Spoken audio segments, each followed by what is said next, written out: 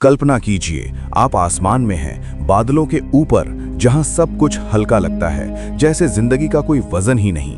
नीचे अनंत नीला समंदर फैला है, लेकिन वो सिर्फ खूबसूरत नहीं, वो गहरा है, रहस्यमय है, जैसे उसकी सतह के नीचे कुछ छिपा हो जो आपको देख रहा हो।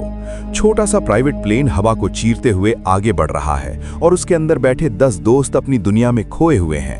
हंसी, मजाक, गाने और उन पलों की बेफिक्री जो अक्सर जिंदगी में बहुत कम मिलती है। राहुल बार बार प्रिया की तरफ देखता है। उसकी आंखों में कुछ अनकहा है, जैसे वो कुछ कहना चाहता हो लेकिन सही समय का इंतजार कर रहा हो।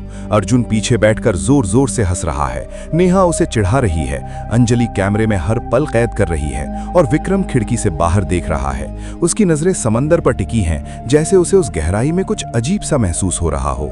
सब कुछ इतना परफेक्ट है कि लगता है ये पल कभी खत्म नहीं होगा। लेकिन शायद यही वजह होती है कि किस्मत सबसे पहले ऐसे पलों को तोड़ती है। अचानक आसमान बदल जाता है, जैसे किसी ने नीले रंग को मिटाकर उसकी जगह काला रंग भर दिया हो। बादल घने हो जाते हैं, हवा तेज हो जाती है और प्लेन हल्का सा हिलता है। पहले तो कोई उसे मजाक में लेता है, लेकिन अगले ही पल एक जोरदार झटका लगता है और हंसी धीरे धीरे चीखों में बदल जाती है।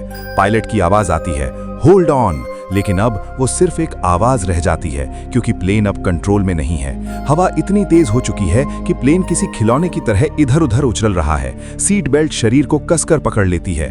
दिल की धड़कनें तेज नहीं बल्कि भारी हो जाती हैं। अंजलि का कैमरा हाथ से गिर जाता है। पूजा रोने लगती है। काव्या आंखें बंद कर लेती है और राहुल सिर्फ प्रिया को देखता है, जैसे वो उसे आखिरी बार देख रहा हो। फिर एक जोरदार धमाका होता है। इंजन फेल हो जाता है और उस पल सबको समझ आ जाता है कि अब ये सिर्फ खराब मौसम नहीं, ये जिंदगी और मौत के बीच की लड़ाई है। प्लेन तेजी से नीचे गिरता है। हर सेकंड लंबा लगने लगता है, जैसे समय खुद रुकना चाहता हो लेकिन रुक नहीं पा रहा। कोई प्रार्थना करता है, कोई चीखता है, कोई बस चुप हो जाता है और फिर एक आखिरी टक्कर, एक अंधी कर देने वाली आवाज और सब कुछ खत्म। जब राहुल की आंखें खुलती हैं तो उसे सबसे पहले खामोशी सुनाई देती है। एक ऐसी खामोशी जो कानों को चुभती है। फिर धीरे धीरे लहरों की आवाज आती है और उसे एहसास होता है कि वो जिंदा है। उसका शरीर दर्द से टूट रहा है, कपड़े फटे हुए हैं और चारों तरफ प्लेन का मलबा बिखरा पड़ा है। वो खुद को खींचकर रेत पर लाता है और पूरी ताकत से चिल्लाता है, प्रिया। उसकी आवाज टूटती है, जैसे अंदर कहीं डर ने उसे पकड़ लिया हो। कुछ सेकंड तक कोई जवाब नहीं आता, लेकिन फिर अर्जुन की आवाज सुनाई देती है, मैं यहां हूं। राहुल उसकी तरफ दौड़ता है और दोनों मिलकर बाकी लोगों को ढूंढने लगते हैं। एक एक करके सब मिलते हैं, कोई बेहोश, कोई घायल, लेकिन सब जिंदा। जब राहुल प्रिया को देखता है तो उसका दिल रुक सा जाता है, लेकिन जैसे ही वो उसकी सांस महसूस करता है, उसकी आंखों में आंसू आ जाते हैं। उस पल उन्हें एहसास होता है वे बच गए हैं, लेकिन शायद ये सिर्फ शुरुआत है। पहले कुछ घंटे जैसे धुंध में गुजरते हैं। उन्हें समझ नहीं आता कि क्या करना है, कहाँ जाना है या कोई मदद आएगी भी या नहीं। समंदर के किनारे खड़े होकर वे दूर तक देखते हैं, लेकिन सिर्फ पानी है, कोई जहाज नहीं, कोई आवाज नहीं। विक्रम पानी से कुछ बैग निकाल लाता है, थोड़ा खाना, कुछ पानी, एक छोटी मेडिसिन किट, एक चाकू और कुछ कपड़े। ये चीजें उस वक्त किसी खजाने से कम नहीं लगती। राहुल खुद को संभालते हुए कहता है, हम जिंदा हैं और जब तक हम साथ हैं हम लड़ सकते हैं। उसके शब्द मजबूत हैं, लेकिन उसके अंदर भी डर है जिसे वो छुपा रहा है। पहली रात असली परीक्षा लेकर आती है। सूरज ढलते ही ठंड बढ़ जाती है, हवा भारी हो जाती है और जंगल से अजीब आवाजें आने लगती हैं। कभी पत्तों की सरसराहट, कभी दूर से कोई अजीब चीख और कभी ऐसा लगता है जैसे कोई बहुत पास खड़ा हो। वे प्लेन के मलबे से एक छोटा सा शेल्टर बनाते हैं। अर्जुन और विक्रम आग जलाते हैं और सब उसके आसपास बैठ जाते हैं। कोई कुछ नहीं बोलता, क्योंकि हर किसी के दिमाग में एक ही सवाल है, क्या हम यहाँ से निकल पाएंगे? नेहा माहौल हल्का करने की कोशिश करती है, लेकिन उसकी हंसी में भी डर साफ सुनाई देता है। प्रिया धीरे धीरे सबके घाव साफ करती है। उसकी मेडिकल नॉलेज अब सबसे बड़ी ताकत बन जाती है। राहुल बार बार अंधेरे में झांकता है, जैसे वो हर खतरे को पहले ही पहचान लेना चाहता हो। अगले कुछ दिन सर्वाइवल की असली परिभाषा सिखाते हैं। खाना कम है, पानी खत्म हो रहा है और शरीर थक चुका है। वे नारियल तोड़ना सीखते हैं, समुद्र किनारे मछली पकड़ने की कोशिश करते हैं, छोटे केकड़े पकड़ते हैं। हर छोटी सफलता उन्हें जिंदा रहने का एक और दिन देती है। लेकिन मीठा पानी सबसे बड़ी समस्या बन जाता है। बारिश ही उनका सहारा है। जब कई दिन तक बारिश नहीं होती तो गले सूखने लगते हैं, होंठ फटने लगते हैं और शरीर जवाब देने लगता है। तब विक्रम जंगल के अंदर जाकर एक छोटी नदी ढूंढता है, लेकिन वहां तक का रास्ता आसान नहीं है। जंगल के अंदर जाते ही माहौल बदल जाता है। रोशनी कम हो जाती है, हवा भारी हो जाती है और हर कदम पर ऐसा लगता है जैसे कोई पीछे चल रहा हो। नेहा बार बार मुड़कर देखती है, लेकिन हर बार सिर्फ पेड़ होते हैं। जब वे नदी तक पहुंचते हैं तो पानी साफ होता है, लेकिन वहां एक अजीब सी खामोशी होती है, जैसे उस जगह को भी पता हो कि वहां इंसानों का आना सही नहीं है। राहुल की नजर जमीन पर पड़ती है और वो रुक जाता है। वहां कुछ निशान होते हैं, पैरों के, लेकिन इंसानों के नहीं। वो अर्जुन को इशारा करता है और दोनों समझ जाते हैं कि यहाँ ज्यादा देर रुकना सही नहीं। वे जल्दी जल्दी पानी भरते हैं और वापस लौटते हैं, लेकिन उस दिन के बाद उनके दिमाग में एक बात बैठ जाती है कि ये द्वीप खाली नहीं है। धीरे धीरे वे अपने काम बांटते हैं, एक सिस्टम बनाते हैं और जीना सीखते हैं, लेकिन अंदर कुछ बदल रहा होता है। पहले जहां वे दोस्त थे, अब वे सर्वाइवर्स हैं। रिश्ते गहरे भी हो रहे हैं और जटिल भी। राहुल और प्रिया एक दूसरे के करीब आते हैं। अर्जुन और सोनाली के बीच एक अलग ही कनेक्शन बनने लगता है और रिया चुप हो जाती है, जैसे उसके अंदर कुछ चल रहा हो जिसे वो समझ नहीं पाए ही। हर दिन एक नई चुनौती है, हर रात एक नया डर। और फिर एक दिन राहुल और अर्जुन जंगल के और अंदर जाते हैं और उन्हें कुछ ऐसा मिलता है जो उनकी पूरी सोच बदल देता है। एक पुराना टूटा हुआ ढांचा, जैसे किसी ने सालों पहले वहां रहने की कोशिश की हो और असफल रहा हो। दीवारों पर खरोच के निशान होते हैं और जमीन पर कुछ ऐसा जो खून जैसा दिखता है। वो जगह खाली नहीं लगती, वो कहानी सुना रही होती है। जब वे वापस लौटते हैं तो कुछ नहीं कहते, लेकिन उनके चेहरों पर जो डर होता है वो सब कुछ बता देता है। और उसी पल उनकी असली कहानी शुरू होती है, क्योंकि अब लड़ाई सिर्फ भूख और प्यास से नहीं, बल्कि उस सच से है कि वे पहले लोग नहीं हैं जो यहाँ फंसे हैं। समय धीरे धीरे खिसक रहा था, लेकिन उस द्वीप पर हर दिन एक जैसा महसूस होता था, लंबा, थका देने वाला और अनिश्चित। सूरज उगता, वे काम में लग जाते और जैसे ही अंधेरा आता, डर वापस लौट आता, जैसे वो कहीं गया ही न हो। लेकिन अब वे पहले जैसे नहीं थे। अब उनके अंदर एक रूटीन बन चुका था, एक ऐसा सिस्टम जो उन्हें जिंदा रख रहा था, लेकिन साथ ही उन्हें इंसान से कुछ और बना रहा था। राहुल हर सुबह सबसे पहले उठता, समुद्र की तरफ जाकर दूर तक देखता, जैसे उम्मीद अभी भी कहीं जिंदा हो।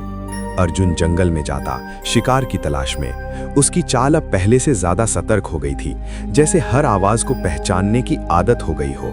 विक्रम अपने दिमाग में योजनाएं बनाता रहता, कितना खाना बचा है, कितना पानी, कितने दिन और निकल सकते हैं। और लड़कियां, वे इस पूरी कहानी की अनदेखी ताकत बन चुकी थीं। खाना इकट्ठा करना, पानी संभालना, घावों की देखभाल और सबसे जरूरी, टूटते मन को संभालना। लेकिन जितना शरीर इस नई जिंदगी में ढल रहा था, उतना ही मन टूट रहा था। लगभग 1 महीना बीत चुका था और अब उम्मीद धीरे धीरे एक आदत में बदल रही थी। एक ऐसी आदत जिसमें उन्हें खुद को बार बार समझाना पड़ता था कि हम बच जाएंगे। लेकिन सच्चाई ये थी कि कोई नहीं जानता था कि बचने का मतलब क्या है और कब है। उसी दौरान पहली बार ग्रुप में असली तनाव दिखने लगा। एक शाम जब सब खाना बांट रहे थे, विक्रम ने अचानक कहा, हमें राशन कंट्रोल करना होगा। उसकी आवाज शांत थी, लेकिन उसके शब्द भारी थे। अगर हम ऐसे ही खाते रहे तो 2 हफ्ते में सब खत्म हो जाएगा। अर्जुन ने तुरंत जवाब दिया, तो क्या करें, खाना बंद कर दें? विक्रम ने उसकी तरफ देखा, नहीं, लेकिन हर किसी को बराबर देना जरूरी नहीं है। ये सुनते ही माहौल बदल गया। नेहा ने भौहें चढ़ाकर पूछा, मतलब? विक्रम ने धीरे से कहा, जो ज्यादा काम करते हैं उन्हें ज्यादा खाना मिलना चाहिए। ये बात सीधी थी, लेकिन उसका असर गहरा था। रिया ने तुरंत विरोध किया, तो जो बीमार है वो क्या करें, मर जाएं? कुछ सेकंड की खामोशी, फिर राहुल ने बीच में आकर कहा, हम कोई फर्क नहीं करेंगे, हम सब साथ हैं तो खाना भी बराबर मिलेगा। वो बहस खत्म तो हो गई, लेकिन एक दरार छोड़ गई। दिन बीतते गए और सर्वाइवल और कठिन होता गया। मछलियां पकड़ना आसान नहीं था, शिकार हर दिन नहीं मिलता था और फल भी सीमित थे। एक दिन अर्जुन जंगल में काफी अंदर तक चला गया।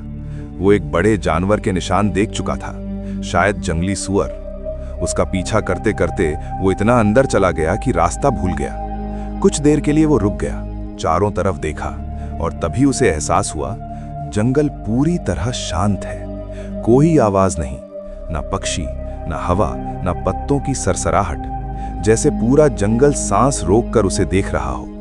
उसका दिल तेजी से धड़कने लगा। उसने धीरे धीरे पीछे हटना शुरू किया, लेकिन तभी उसे एक आवाज सुनाई दी, बहुत हल्की, जैसे कोई फुसफुसा रहा हो। उसने पलट कर देखा, कुछ नहीं। फिर वही आवाज, इस बार थोड़ी साफ, जैसे कोई उसका नाम ले रहा हो, अर्जुन। उसका शरीर जम गया। उसने बिना पीछे देखे दौड़ लगाई। शाखाएं उसके चेहरे पर लग रही थीं, पैर फिसल रहे थे, लेकिन वो रुका नहीं। जब वो वापस कैंप पहुंचा तो उसका चेहरा पीला पड़ चुका था। उसने कुछ नहीं बताया, बस इतना कहा, जंगल में अकेले मत जाना। लेकिन उसके बाद से वो पहले जैसा नहीं रहा। उधर कैंप में भी चीजें बदल रही थीं। रिया ज्यादा चुप रहने लगी थी। उसकी नजरें अक्सर अर्जुन पर टिकी जाती, लेकिन वो कुछ कहती नहीं। नेहा ये सब नोटिस कर रही थी, लेकिन उसने अभी तक कुछ नहीं कहा। सोनाली और पूजा के बीच भी छोटी छोटी बातों पर बहस होने लगी थी। भूख और डर इंसान को बदल देते हैं, धीरे धीरे लेकिन पूरी तरह। एक रात जब सब सो रहे थे, अचानक अंजलि की चीख ने सबको जगा दिया। वो कांप रही थी, उसकी आंखें डरी हुई थीं। कोई था वहां पेड़ों के बीच। उसने जंगल की तरफ इशारा किया। अर्जुन तुरंत उठा। उसने आग में लकड़ी डाली और बाहर गया। राहुल भी उसके साथ गया। दोनों ने चारों तरफ देखा, लेकिन कुछ नहीं था। लेकिन फिर उन्होंने देखा, पेड़ों के बीच दूर कुछ हल्की सी हरियाली चमक रही थी, जैसे कोई रोशनी, लेकिन स्थिर नहीं, हिल रही थी। राहुल ने धीमे से कहा, ये क्या है? अर्जुन ने सिर हिलाया, मुझे नहीं पता, लेकिन ये अच्छा नहीं है। वे वापस आए, लेकिन उस रात किसी को नींद नहीं आई। अगले दिन उन्होंने फैसला किया कि वे उस जगह को देखने जाएंगे। डर था, लेकिन अनजान डर उससे बड़ा था। राहुल, अर्जुन और विक्रम जंगल के अंदर गए, बाकी कैंप में रुके। जैसे जैसे वे आगे बढ़ते गए, हवा ठंडी होती गई और वो रोशनी और साफ होती गई। जब वे वहां पहुंचे तो जो उन्होंने देखा वो किसी भी समझ से परे था। वहां एक पत्थर की पुरानी संरचना थी, आधी टूटी हुई, आधी जमीन में धंसी हुई। उसके चारों तरफ अजीब निशान बने हुए थे, जैसे कोई भाषा हो, लेकिन समझ में न आने वाली। और सबसे अजीब, उसके बीच में एक पत्थर था जो हल्की हरी रोशनी दे रहा था। विक्रम धीरे धीरे उसके पास गया। उसकी आंखों में जिज्ञासा थी। ये कोई नॉर्मल चीज नहीं है, उसने कहा। राहुल ने उसे रोका, छूना मत। लेकिन अर्जुन ने आसपास देखा और उसका चेहरा बदल गया। यहां कोई था। उसने जमीन की तरफ इशारा किया। वहां पैरों के निशान थे, लेकिन पुराने नहीं, ताजे। जंगल से वापस लौटते वक्त उनके कदम तेज थे, लेकिन दिल उससे भी ज्यादा तेज धड़क रहे थे। कोई कुछ बोल नहीं रहा था, जैसे शब्द भी उस सच्चाई से डर रहे हों जो उन्होंने अभी अभी देखी थी। कैंप के पास पहुंचते ही बाकी सब उनके चेहरे देखकर समझ गए कि कुछ बहुत गलत है। नेहा ने सबसे पहले पूछा, क्या हुआ? लेकिन राहुल कुछ सेकंड तक चुप रहा। उसकी आंखें अभी भी उसी जगह अटकी थी जहां वो हरी रोशनी चमक रही थी। आखिर उसने धीरे से कहा, हम इस द्वीप पर अकेले नहीं हैं। ये सुनते ही जैसे हवा और भारी हो गई। अंजलि ने अपने होंठ दबा लिए। रिया की नजरें डर से झुक गईं और पूजा ने अनजाने में सोनाली का हाथ कसकर पकड़ लिया। अर्जुन ने बस इतना जोड़ा, और जो भी है वो हमें देख रहा है। उस रात आग थोड़ी ज्यादा तेज जली, लेकिन फिर भी अंधेरा जैसे करीब आता जा रहा था। हर आवाज अब शक पैदा करती थी, हर परछाई किसी खतरे जैसी लगती थी। रात गहराती गई, लेकिन नींद किसी की आंखों तक नहीं पहुंची। राहुल चुपचाप बैठा आग की लपटों को देख रहा था, जैसे उसमें कोई जवाब ढूंढ रहा हो। विक्रम अपने दिमाग में हर चीज जोड़ने की कोशिश कर रहा था। वो संरचना, वो निशान, वो रोशनी, और सबसे खतरनाक वो ताजे पैरों के निशान। अर्जुन बार बार अंधेरे में झांक रहा था। उसका हाथ अभी भी अपने भाले पर कसा हुआ था, जैसे वो किसी भी पल लड़ने के लिए तैयार हो। धीरे धीरे सबको एहसास होने लगा कि ये कहानी अब सिर्फ जिंदा रहने की नहीं रही, ये अब एक रहस्य बन चुकी है। एक ऐसा रहस्य जो शायद उन्हें जिंदा भी रख सकता है और खत्म भी कर सकता है। उस रात किसी ने कुछ नहीं कहा, लेकिन सबके मन में एक ही सवाल गूंज रहा था, अगर वो लोग पहले नहीं हैं जो यहाँ फंसे हैं, तो पहले वाले लोगों के साथ क्या हुआ था? और क्या वही चीज अब उनके पीछे भी आ रही है? यही डर, यही सवाल उनकी असली कहानी की शुरुआत बन गया।